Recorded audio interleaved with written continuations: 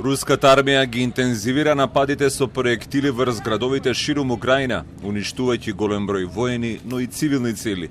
Во источниот дел од државата, во Харков, но и на запад, во Лвов.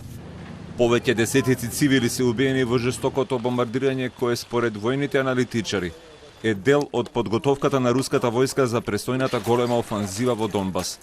Целта е да се прекинат каналите преку кои украинците се снабдуваат со оружје, муниција, лекови, храна, како и со нови засилувања на трупите на фронтот.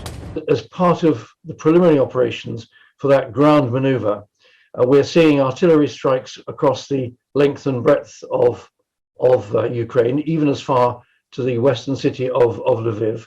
Now, this is for two reasons. One is probably to continue to try and undermine the will of the Ukrainian people.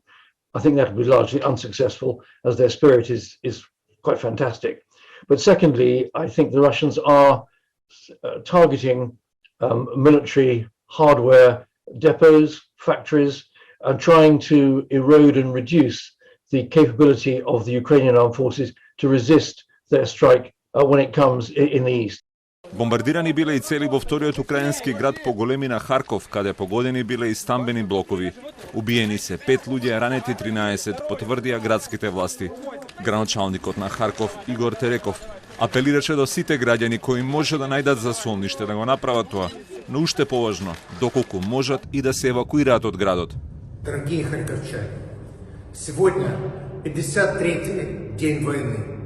Войны, в которой мы отстаиваем свою жизнь и честь, сражаясь с безжалостной армией агрессора. И сегодня же большой православный праздник, вербное воскресенье. Но на тех, кто носит букву Z, креста, видимо, нет.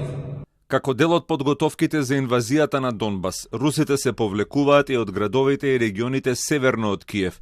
Зад себе оставија повеќе уништени тенкови и оклопни транспортери, сведоци на жестоките борби со украинските бранители, но и страот на уништување на цивилната инфраструктура. Куќи, згради, срамнети со земја, уништени училишта и градинки оставија зад себе русите и во градот Чернихив. Еден од жителите на Чернихив, ветеран од советската инвазија на Авганистан, најдобро го илустрираше лудилото на војната меѓу луѓето кои споделуваат толку многу заедничка историја, раскажувајќи ја својата интеракција со еден од руските војници кои влегле во неговиот дом. Говорит, я знаю, что вы офицер запаса. Они посмотрели, у меня еще форма парадная была, висели там медали и так далее.